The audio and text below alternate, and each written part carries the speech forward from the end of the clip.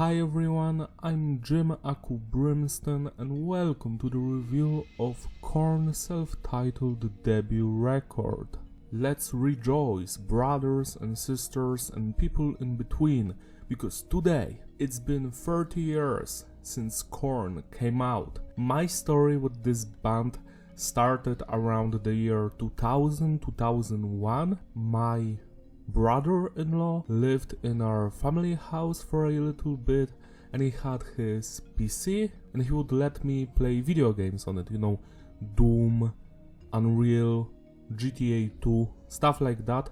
And he also had Winamp on his PC and lots of metal albums, death metal, thrash metal, but also nu metal. And I remember that because I think I was playing through GTA 2 like 23 years ago, was just listening to Korn for the first time. Like, I've stopped playing the video games, I've just listened through this record from beginning to the end. And you can imagine a 3 or 4-year-old child just being so captivated by music, just to listen to it. And it was this record, so since then I've been basically listening to this album at least once a month. Back then when I first heard Korn's music, I've also listened through Life is Peachy, Follow the Leader and Issues, because Issues was the newest album at the time. And wow, it was such a journey. And yeah, I've been a massive fan of this band since then. As I sit right now in this room, I simply wonder, how would the world of music look like if it wasn't for Korn? Let me tell you a story about this band, basically, their beginnings. So, it all starts in Bakersfield, California. Bakersfield is where Fallout 5 will take place in. Like, just look at that place. It already looks like a location from the game. Almost all of the band members knew each other since they were kids, so that's Monkey, Fieldy and Head.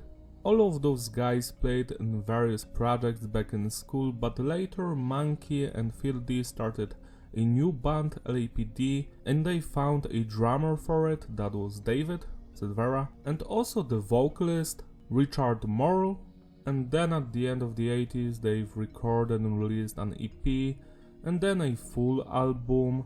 It was like a mix of funk and thrash metal. It wasn't a big success, but it sounds good, check those releases out. Next, Richard left the band to apparently marry his girlfriend and a new vocalist showed up, Corey, and also Head joined because he wanted to jam with the boys, and the new band's name was Creep. It was like a mix of alternative metal, thrash metal, grunge, stuff like that.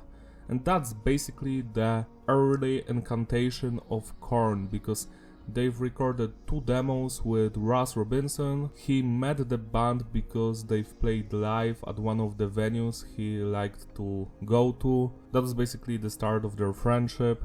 And those 2 demos are very hard to find. One of them got leaked online and you can listen to all of the songs from it. And the other demo, I think only 2 or 3 songs were released, so we still have a couple of songs from Creep that we still haven't heard. Anyway, some of those songs were actually the first versions of Korn songs, for example, Bold Tongue, Divine, and My Gift to You from Follow the Leader. So those 3 songs are already on those demos, just in a slightly different form musically and of course vocally. Meanwhile, Jonathan Davis was busy with his own solo songs and also he joined the band called Sex Art. He wrote some of the songs with them, Blind Daddy, which ended up on the first Korn's record. The boys from Creep went to see Sex Art live and they've heard Jonathan singing and they were like, we have to get this guy to our band, he's the missing link, because Corey is not doing well. So that was the point, and basically Creep stole Jonathan Davis from Sex Art and they took 2 of their songs, Blind and Daddy, and then they would rework them for the self-titled release, but still the original songwriters are credited. They weren't at the beginning, but after 10 years they had to be credited, so that's Dennis and Ryan Shack. You might know Ryan Shack because he was the guitarist of the band Orgy and later the vocalist of Adima. While Sexart got disbanded, they've tried to do some new music projects, for example Juice, which sounded like a pre-Adima thing, so go check that out on YouTube if you want. Now focusing on the Korn, well basically, finally they found a label, Immortal and Epic. Ross Robinson was chosen obviously as the producer because the band and him just worked so well on emotional and professional level. For some reason, Ross Robinson was straight edge at the time. He didn't drink any alcohol, he was into meditation, and meanwhile the rest of the band were like into meth and drugs and speed. So yeah, interesting, right? While the band was working on this record, they've recorded 16 songs and chose 12. And the record was recorded on that cool studio, Indigo Ranch Studios, as you can see here in Malibu, California. Sadly, from what I've heard, this place burned down years ago, which is very sad because most of your favorite nu metal albums were recorded at that place. I think Limp Bizkit's first record, Soulfly's debut record, Vanilla's Ice, Hard to Swallow album, all of that stuff was there. Anyways, before Korn's self-titled album, Ross Robinson and the band prepared the demo. Mayor's Might, or however you pronounce that shit. There they've put 4 songs: Blind, Predictable, Alive, and Daddy. Alive was a song that basically got officially released 10 years later on the 6th album, Take a Look in the Mirror, which is one of my favorite Korn albums. Half of the stuff that you can hear in the original version of Alive basically got turned into a new song on Korn's self-titled album called Need To. I'm going to talk about the differences between the demo versions and the album versions when we will focus on individual songs. So what else can I tell you about this album? Well, the cover art is just so menacing. If you can notice it, we basically have a child and this dude who is probably a predator, a pedophile, and well, he looks a little bit like Freddy Krueger. And also, if you've noticed that, because I haven't noticed that for years, but the child's shadow is basically dead and it's hanging on the K letter. The lineup for this record, well, it's the classic lineup of the bands. We've got Jonathan Davis, JD on the vocals, bagpipes on Chutes and Ladders, Brian Head Welch on the lead guitar and backing vocals, James Monkey Shaffer on the rhythm guitar, Reginald Fiede Arvizu on the bass, and David Silver on the drums.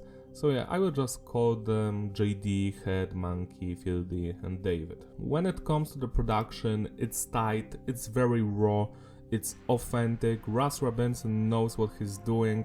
I love the snare sound on this record. I wish more albums had this kind of snare, you know, the boing sound is here. All of the instruments are mixed perfectly, they fit, you know, you can hear the bass without any problems, the guitars, the vocals, just everything.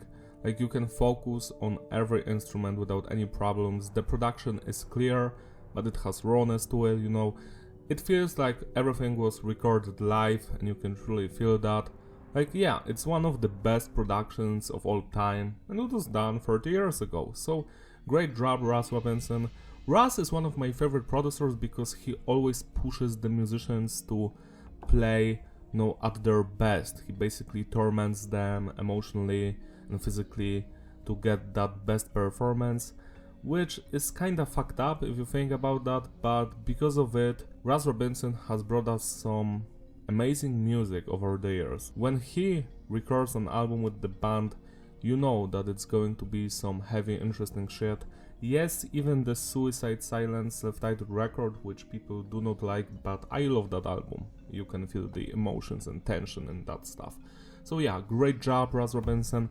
Now let's move on to message. The message is diverse. The songs are very personal. They're mostly about bullying, rape, adolescence, drugs, relationships between people, stuff like that. It all hits close to home. at least for me, for most of the part, because I cannot relate to taking drugs or drinking because I'm straight edge, but everything else, yeah, even the daddy song. The structure of the songs is just basic. We've got an intro, then a verse, pre-chorus, chorus, verse, pre-chorus, chorus, bridge.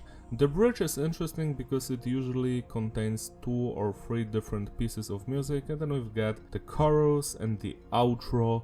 What makes this band and this record stand out from the rest is how the drummer David is constantly grooving underneath the song and changing the tempos. It makes the songs still fresh after all of those years. Yeah, it's kinda technical, but not that much. Like, for example, the guitar work on the album is very simple, but the drumming and the bass lines, wow. So yeah, when it comes to the music, this is the first nu metal album ever. They've basically started a new genre of music with this. This is the first wave of nu metal.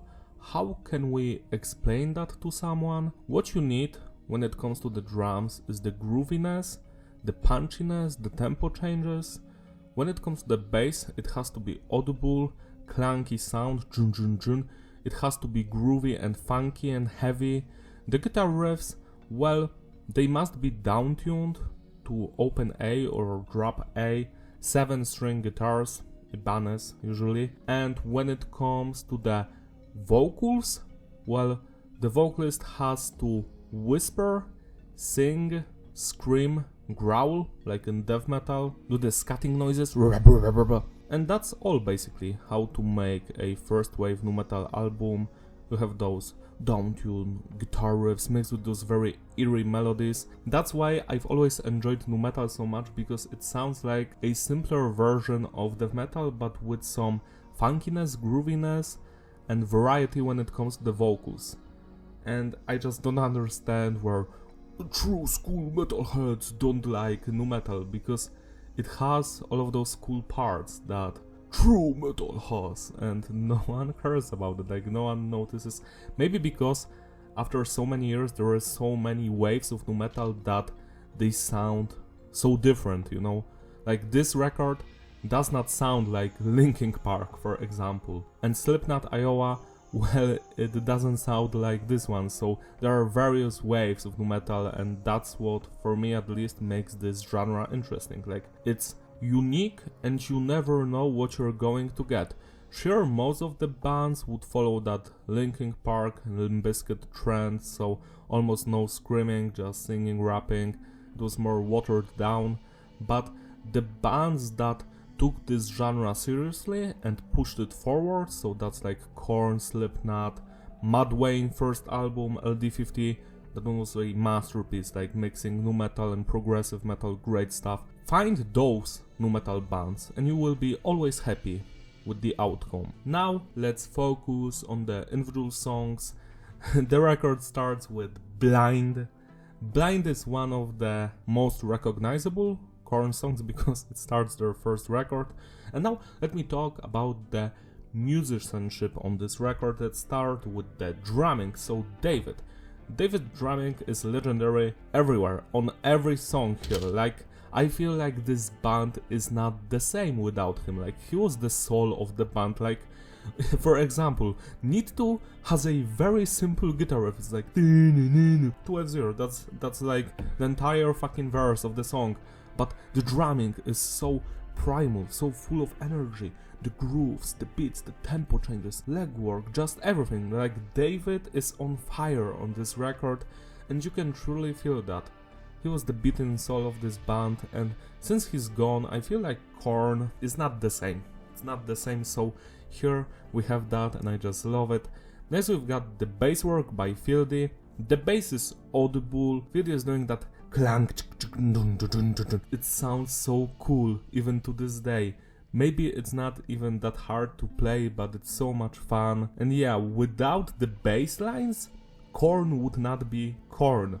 And if you've watched my The Nothing review, I was criticizing it because it didn't have enough bass. Like, maybe 4 or 5 songs had audible bass lines and the rest was like in the middle. Like, there were no parts where Fieldy would just play din din din din by himself and then the band joins in. And here that happens in at least half of the songs, and I just love it. The bassist is respected on this album, like he is present, he is here, and I love it, and it just makes me so angry that that's not the case on the later albums, especially the last 5-6 ones. Now let's move on to the guitar work by Head and Monkey. Both of them together create this very amazing duo of sounds, like the eerie melodies, the all of those weird guitar effects. This is like the staple of nu metal, I just love it. And then we've got some thrashy and vintage guitars. They're very easy, you know, mostly ascending chords, but I just love it. I love everything about the guitar work. While it's simple and even I can play this entire record on the guitar, it's just fantastic. That shows us one thing, that simplicity can be beautiful. You don't have to listen to technical death metal all the time, you can listen to this shit and still have fun. So yeah, now let's move on to the vocal performance by Jonathan Davis. It's flawless, I just love his voice, he sounds so tortured, it's also personal. The whispering, the shouting, the screaming, the yelling, the singing is perfect, like I love the singing. This is the era of Jonathan Davis where his singing comes from the soul and not from that Lauren Christie awful vocal lines like on the nothing, for example. So here the singing is perfect, same with everything else. And also the growling, the death metal growling on songs like Lies or Hand in the Bush or whatever. Great stuff. Also, the other band members do some backing vocals. For example, Head is doing some of the screaming on Lies and also Faget. So great stuff. Now let's focus on Blind. So this song starts the album. Jonathan Davis will scream, "Are you ready?" And the entire world was not ready. And this song, well, it's kinda stolen from Sex Art, but they did change and rearrange some of the stuff. So yeah, it's like, for me, Korn did not need this song to become popular. Like, they didn't need it, like, at all. It's a great opener, but it's one of the weaker songs on the album. That's just my opinion. Maybe because I've heard this song probably more than 20,000 times, it's kinda annoying after a while, but I still love it with all of my heart and soul. That intro,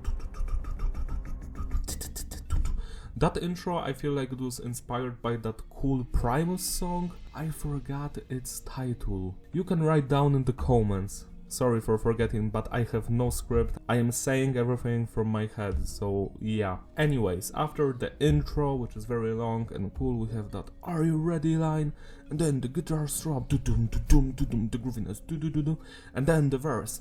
"The place inside my head, like you don't know the chances. What if I should die? Place inside my brain." Great stuff. I love the verses so much. Then we get some of the screaming, the middle part, I can see, I'm going black, in the screaming, the growling, just everything. It's a perfect song. I love the outro with that cool bass line, and then the guitar. Love the guitar noises, they're so fun. Yeah, this is a legendary song. Sure, it's my least favorite one, but I just love it. I still love it after all those years. Shout out to Dennis and Ryan for co-writing this one with the band, and also the demo version from 1993. It has lots of changes. That one is much more rock and rollish and grunge-ish, I would say. No, it has that cooler vibe to it, you know, the guitar is it's more funkier. So this version, I feel like it's more introspective and more in line with the Korn sound, and that one was like, it's an interesting experiment, so go check the demo version if you're interested in that. This one gets 11 out of 10. Boytong is a song about a friend of the band. Some say he was their manager, and when they would take drugs, he would just stand there trying to talk, but he couldn't talk, and his tongue was all swollen and looked like a ball. So that's the meaning behind this song. I also heard some other stories, like this is a song about a dealer who would jack up the prices of the drugs and the band would hate him for it. It's hard to say where the truth lies, but what is true and what will always stay true is that Boytong is the best Korn song. Period. Korn will never record a better song than Boytong. Boytong is like the essence of Korn. It has everything what this band is known for. The band should fucking listen to this song. So maybe they could write some good music on the next album. Yeah, that would be very, very cool. Boytong, great start. You know, the guitars doom doom doom doom doom doom doom. Those guitar riffs are from that Creep demo, Amidst the Grid or something like that. I forgot the titles, but listen to the Creep demo and you will for sure know which of the songs this is a new version of. And then we get some bass line, doom doom doom boom boom. And then the main guitar riff, doo-dum, doo-dum, doo-dum, doo-dum, doo-dum. And then we get that cool part with just drums and the bass line. You know that guitar sound. There you are alone with no farmer.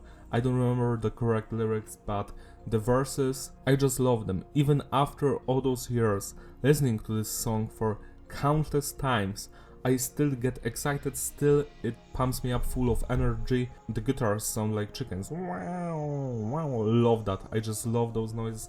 And then the chorus happens, you know, the scatting part. Is it a chorus or pre-chorus? It's hard to say because we also have that cool line with I thought you were my friend, you know, Jonathan is singing. So maybe that's the chorus. It's hard to say. One of them is chorus, the other pre-chorus. Anyways, both of them are amazing, but the scatting parts are just so much fun. And then we get a cool break in the middle with boom, boom, boom, boom, you know, and those cool drum parts in the middle. Very peaceful, a calm before the storm. Yeah, I love everything about this song. At the end we get someone who is kicking or throwing a beer keg. Something that Slipknot is going to steal a few years later for their debut album. Everything about nu metal is present in this song and I couldn't be more happier about it. Go listen to this one. It's a banger, it's a classic, it never gets old. Like, it will never get old. Like, Blind got old for me after all those years, but I still love it. But this one, it still evokes the same emotions and energy as it did back in 2000-2001 when I first heard it. So yeah, 12 out of 10. Banger. Next we've got Need To, which is a new version of Alive. They've basically took the breakdown and the chorus from Alive into this song. The rest of the stuff they did not bring back.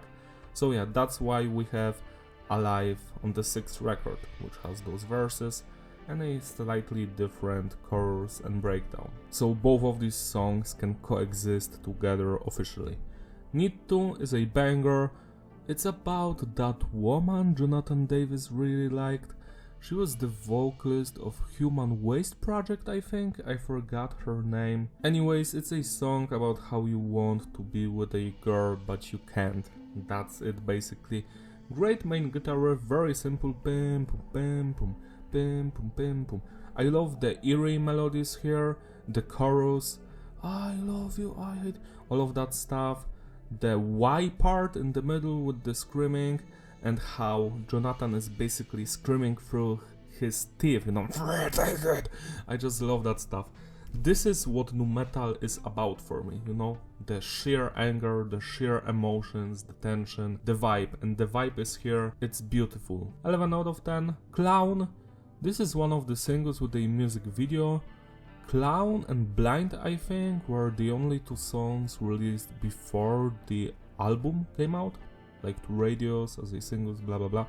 And well, Clown has a nice music video. I prefer it over the Blind one, but the Blind music video is also fun. Clown is a song that has an intro with the band. They are talking about putting Twist on the tape, which means they've already wrote Twist in 1994. Twist, you already know that, is a song that starts the next album, Life is Peachy. And then they have like funny banter with each other and then the song starts, you know, dum dum wow, dum dum wow, dum dum wow. the intro and then the bass line, and then the guitar riffs. I love playing that riff on my guitar because it's so much fun. It's like 4, 5, 6, 5, 4 or something like that. I don't remember, but it's so much fun, you know, the main guitar riff, and then the verse happens. Head is playing some freaky stuff in the background, eerie and sinister nursery music, you know, on the guitar, because Monkey is playing the same stuff lower. Quite interesting, and I love everything about this song. The story behind it is simple. Someone tried to beat Jonathan Davis after a live show because he wasn't from the same town, and the bully told him to go back to Bakersfield. So they are making fun of that guy, and that hit me clown because I'm not from your town, you know, that's a line in the song. The lyrics, yeah, fine. They're talking about how basically if you look different from other people, you are not welcome anywhere, which I can relate to. And clown is great from the beginning to the end. The riffs, the bass lines, the drumming, that cool breakdown part.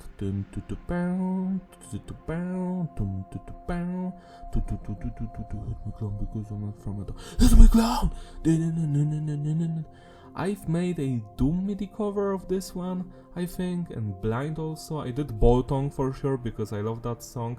And today, when this review is coming out, you're going to hear Korn Daddy Doom MIDI cover as well. So check it out if you want. When it comes to Clown, fantastic track, a banger, 11 out of 10. Divine, this is another song that started as a Creep demo. I don't remember the title of the demo, but Divine slaps. The main guitar riff, I came only to divine you. You know, the verse is so much fun. The chorus, great vocals, great drumming, the bass lines, the guitar riffs. This is like one of my favorite songs on this album. Not the best one, but it slaps. I love the breakdown. Fuck you, I'm better than you. I love how it builds up, like it gets more and more heavier, you know.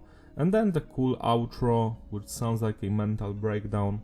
Fantastic track. This song is probably about Jonathan Davis wanting to break up with a girl or something like that. 11 out of 10. Faget, now this is a sad song.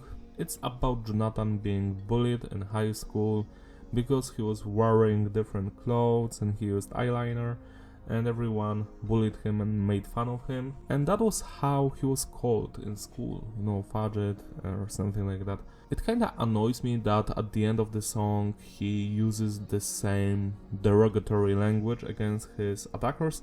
I can understand that because when you are constantly being mocked off, you know, by some cruel words, you're going to start using the words as well. When bully is bullying a victim, then the victim will become a bully for some time. They will probably notice that after a while, but it usually happens, you know, because you have so much pent up anger and unresolved issues, so you must go to therapy, and if you don't go, you will basically grow up to be the bully as well.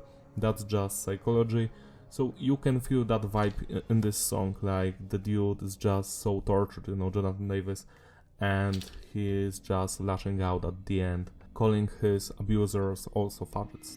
That's basically the meaning of the story, and I love the music in this song, the drumming especially. Perfect stuff. I love Head's backing vocals. He would also do them live, and if you watch that 2002 DVD by Korn, Live at Hammerstein or something like that, he did his best vocals there. Head, like Head, not Jonathan Davis, Head.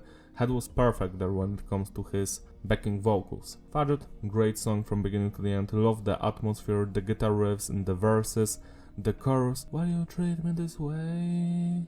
Yeah. Make the hate stay. Great stuff.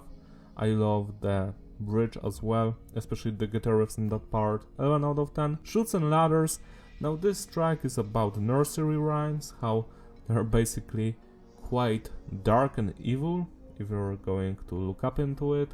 This is the first song by Korn which starts with bagpipes, which are being played by Jonathan Davis, and this was like a tradition for this band to always have one song with bagpipes on every record. I am not exactly sure which album broke that tradition. I think Untouchables has no bagpipes, because the first 4 albums have it, then the 6th, 7th and 8th one have it. Korn Free, Remember Who You Are, I am not sure if it has bagpipes. The dubstep album has bagpipes. I don't remember if Paradigm has any bagpipes. It certainly does not have any good music, because it's a thrash album. The Serenity might have bagpipes, yeah, so it's kinda annoying that they basically stopped doing the tradition, because now you just have to like focus and think which record did not have bagpipes. But back in 2001, when I was listening to those albums every day, every album had bagpipes. So after the long bagpipe intro, we get the verses, which are very mild and soothing, especially with the vocals. Then we go and move into the middle part of the song, which has that build-up, you know, which will culminate in scatting noises, heavy breakdown. And that's very beautiful, very fun to listen to. At the end, we get that part about dog and bone, something like that, and that's like my favorite part of this track. So yeah, not the best one here, but still very unique sounding. The guitar riffs from beginning to the end slap. 11 out of 10. Now we're moving on to the weakest part of this record. We've got Predictable. While the intro is quite fun, especially the main guitar riff, I feel like this song is kinda overstaying its welcome. It's almost 5 minutes long, and the vocal performance is not as good as on every other song on the album, and even the band members themselves claim in the interviews that this is the weakest song they've put out on the album.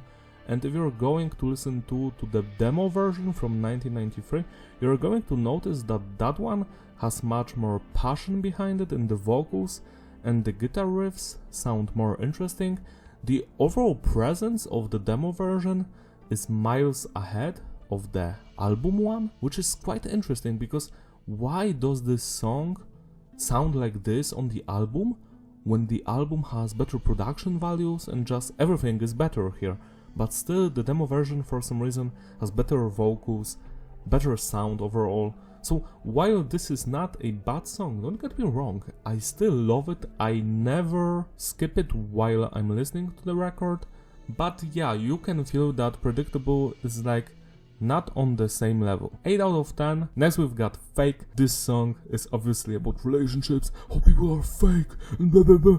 And I must say that this must be one of the most underrated songs by Korn. I never hear anyone talking about it, which makes me so angry, because the intro, the main guitar riffs slap, the bass lines, the drumming, mwah, cherry on top of the best cake you can ever eat.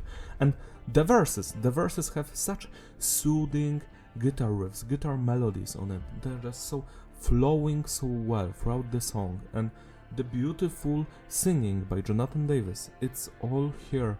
And my favorite part is right in the middle, that cool break, you know, like doom, doom, doom, doom, doom, doom, doom, doom, doom, doom, doom, you know, fuck, the growling, fuck. Such an underrated song from beginning to the end. I don't know why people do not cherish this one. Write down in the comments if you remember Fake and if you enjoy it, because whenever I'm talking with someone who is a Korn fan, they simply don't remember this song, and it fucking annoys me. 12 out of 10. Next we get Lies, and Lies, believe it or not, is my second favorite song on this album. I just love the main guitar riff, 3, 2, 1, 0, 1, 2, something like that on the guitar. I am not sure. I haven't played this song in like 2 or 3 years on the guitar, but I just love the main guitar riff. Love that stuff, the drumming. What sells this song for me is the overall atmosphere, which is very sinister, the weird guitar noises, especially that in the verses, and the chorus, which has that sinister guitar riff, straight up death metal sound, with a very cool growling done by Jonathan, and Head is screaming the chorus. Do you ever see outside your fears? Think about your life. Think about your inner fears. Do you ever? I just love it. I love it with all of my heart since the year 2000, 2001. I'm like, yeah, hell yeah. And the last chorus is even more heavy because they're screaming together and like getting mental breakdowns, and wow, just wow. I love it so much. Go give this one a shot if you don't remember it. I fucking hate when people forget about this song because it's one of the better ones on this album, the second best for sure. 12 out of 10. Also, I didn't talk about the lyrical content because, as you can guess, it's about lying, it's about liars, and we don't like liars on this channel. Hemmed in the Bash, so this song is about taking speed. From what I remember, this song was written just by Monkey, Head and Jonathan Davis because they were on a trip together in the studio. The other members and the producer, I think, left, and they were like the only ones there, and they came up with this song. It's basically about how you want to stop doing drugs and you're pleading to God, but you can't stop. While most of the band members of Korn will stop doing drugs and alcohol on the third or fourth record, Head did not, which we know how that ended up, not good. And well, I love him in the Bash. The joke here is that when you're taking speed, you can't get an erection, so your dick is like hemmed in the Bash. So that's at least what Jonathan Davis said, so great, I was just quoting him. I don't know, my dick is fine. And Hem in the Bash, well, I love the intro with Mr. Kako? Loka? You know, it's about the band's friend, Kako. It's like an inside joke. And then we get the main guitar riff.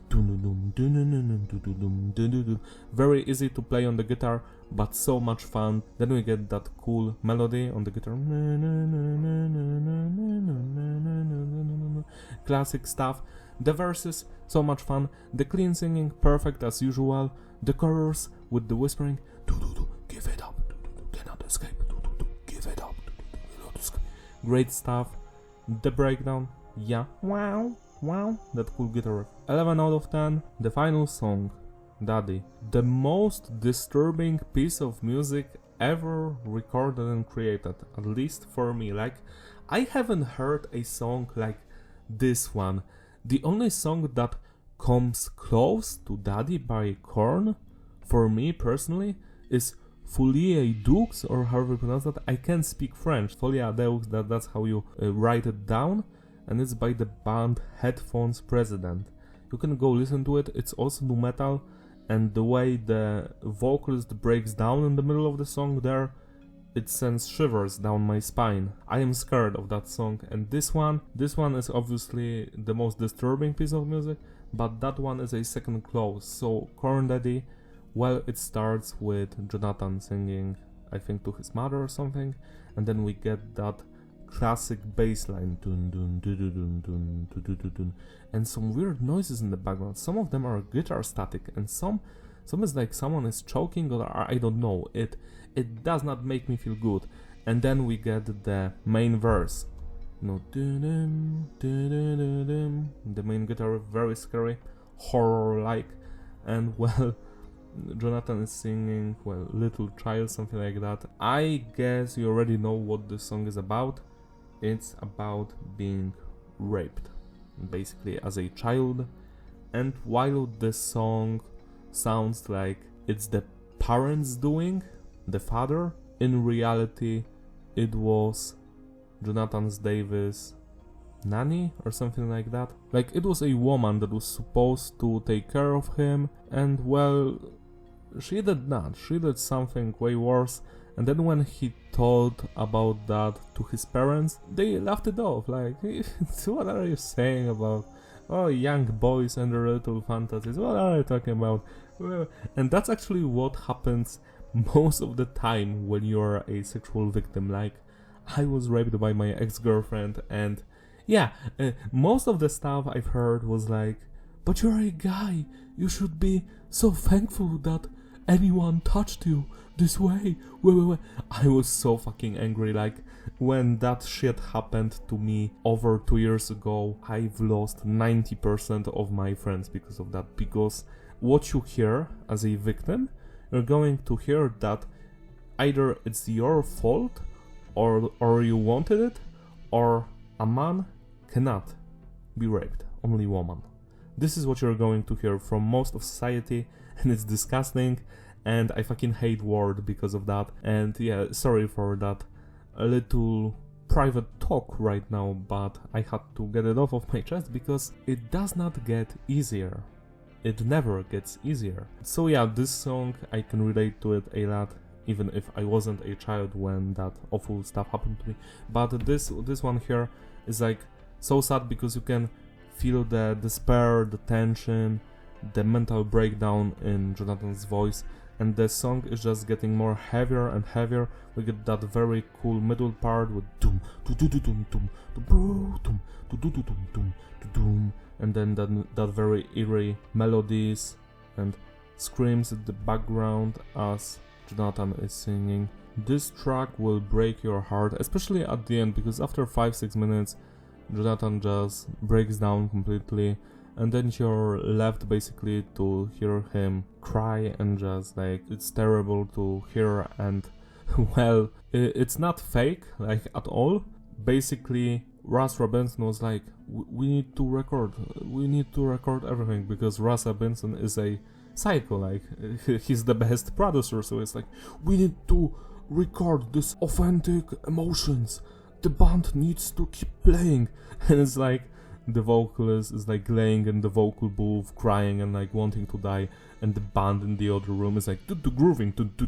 So it's so fucked up. Daddy is a terrifying song. It's probably one of the tracks that most of humanity has heard about, because even my parents heard about this shit. Like, everyone heard about this song.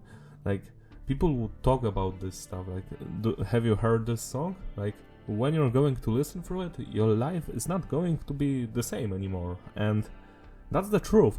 Now imagine me, a 4-year-old child, listening to this song, and back then I did not understand English, so I was like, what is this about? But it still sounded very demented and like scary, and crying at the end, it always made me sad back then as well. So, but then when you finally understand the lyrics, you grow up and you understand English, and it's tough. This is one of those songs that the band does not want to play live, because Jonathan always breaks down because of it.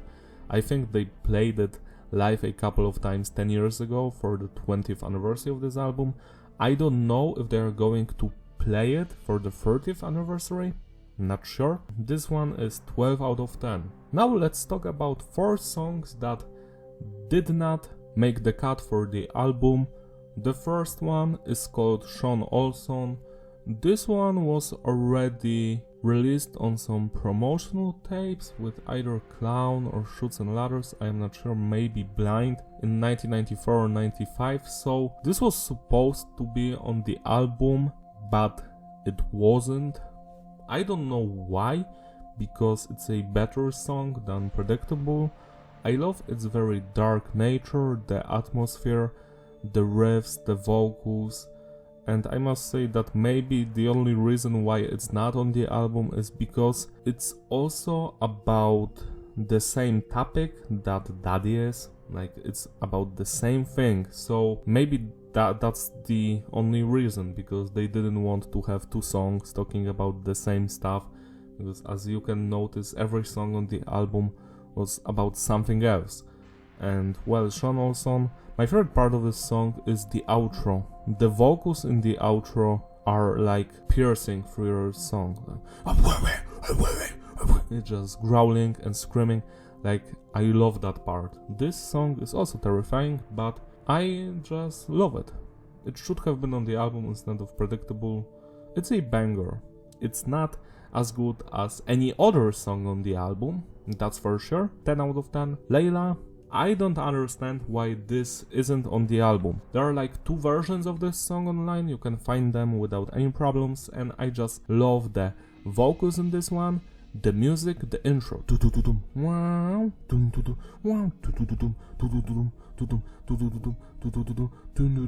and then the verses have that kinda similar to Bolton in that sense, so maybe that's why it's not on the album. But I love the vocals, burn and rage and dim I feel, burn and rage. Everything about it slaps. The only thing I wish they would do is to release this one officially, like with the original production, because I'm sure the versions online are like the demo versions. I would love to hear, you know, the produced one by Russ Robinson, like fully, you know, to make it sound exactly like the album.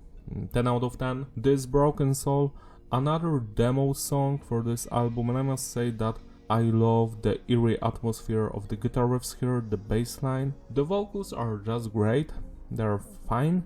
Too many repetitions for me, that's the only part that kinda does not work here. If they would like flesh out this song more, you know, remove some of the repetitions, add some more stuff, this could have been a legendary track, but for me it's just great. 9 out of 10. Christmas song. Now this one was released on some of the compilations for Christmas. It's kinda funny track, it has the exact same production as the debut album, so that's why we know it's from those sessions. Jonathan Davis is saying a story that, well, Santa Claus came to his house but Jonathan tripped on his dick and busted his bladder, and then, I don't know, he wanted to fight Santa Claus or whatever. The story like doesn't make sense. It's supposed to be funny. It is kinda funny. I feel like it's a little bit too cruel, but that's their humor basically. The track picks up right at the end, you know, kinda fast there. But yeah, the first minute it's like a monologue, you know, Jonathan is saying what is happening and we've got one melody. This is just okay, you know, it's great, but I am happy that this is not on the album, and it wasn't supposed to be. Like, you can hear that this is a joke song. Later on Follow the Leader, the band would record Jingle Balls, also a comedy death metal song, which was later released in 1999, I think, on some EP. That's why always people think that Jingle Balls is from Ish's session, but it is not from Ish's session because it has the production of Follow the Leader. The song that is from Ish's session is God of Emptiness by Morbid Angel. It's a cover and it remains unreleased to this day, which annoys the hell out of me because I want to hear God of Emptiness by Korn. I want to hear that stuff. So yeah, Christmas song is like 8 out of 10. To sum it all up, the consistency is stable, the flow is ideal, replayability, yeah, it's a timeless record. This one kickstarted an entire genre of music or subgenre, nu metal, and I love nu metal from the bottom of my heart. It's one of the best metal genres.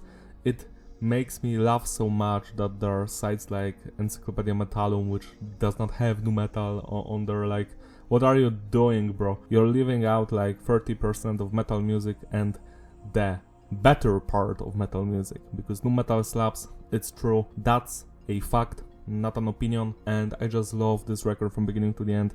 It's a classic one. It's hard to choose your favorite songs.